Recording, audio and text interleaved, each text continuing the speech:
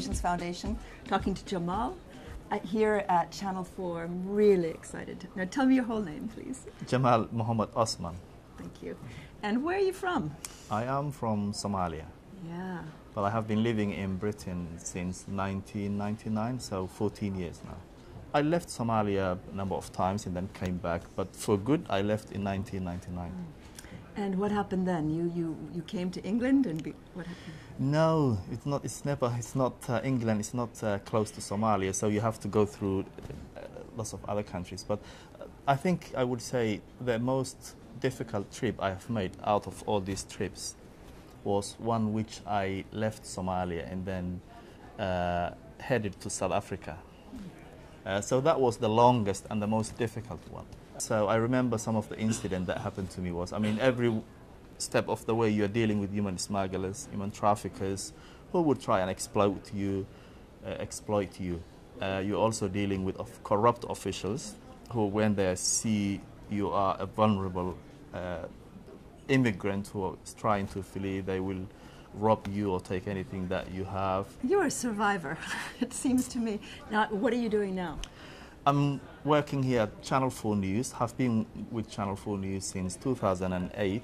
I was at my second year at Kingston University studying journalism. I happened to meet someone from Channel 4 News, and since then I have been working with Channel 4 News. I started as a selfie shooter, going out with my little camera to Somalia and East Africa, hanging out with the people like the pirates or the Al-Qaeda linked groups, and coming back with material, and then we edit here. But in 2011, I became a reporter. So since 2011, I have been reporting for Channel 4 News, mainly from Africa. You're going to what is essentially the most dangerous country on earth for reporters. I think last year maybe 17 people were killed. How on earth does your wife let you do that? Why do you do what you do?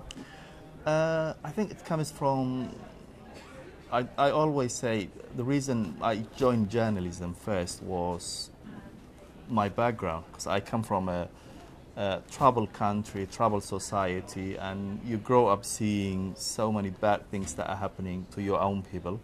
And I mean, when I came here, I didn't go straight into journalism. I did other things which I wasn't comfortable with, and then I thought I can do something more important, more useful than just earning your salary and going home. So the main reason I joined or became a journalist was hopefully to help my people and my society and wherever I am in the world, and expose the bad guys, the corrupt guys, and tell my people's stories, if you like. Those who have no voice, be their voice, and that's why I take the risk.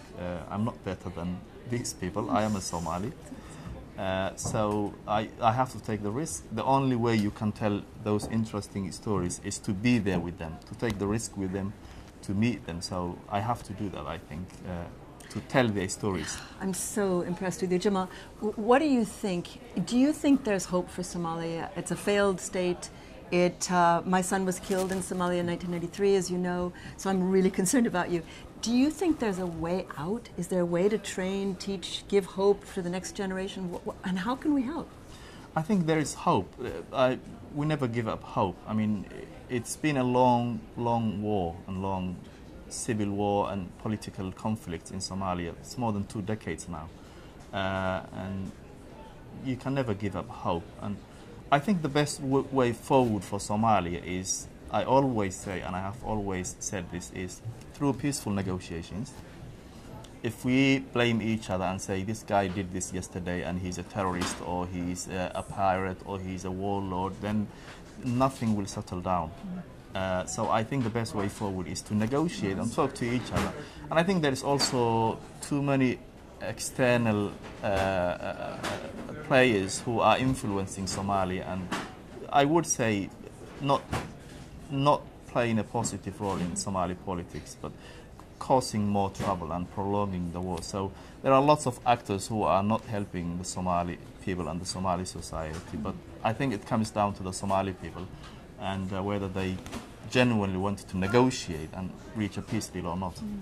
You know, Somalia has one of the richest cultures, your poets, your writers, your singers and musicians. it's maybe a bit of a misunderstood culture at times. I am excited about meeting you, and I want to know you for a long time and share your story.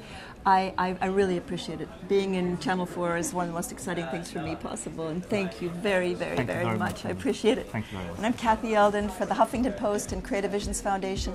Please learn more about Jamal on creativevisionsfoundation.org. Yes, creativevisionsfoundation.org. See what we're doing with creative activists, people like Jamal, who are literally out there risking their lives to tell stories that need to be told about problems that need to be solved. So I'm really honored to know you. Thank you very much. Thank you.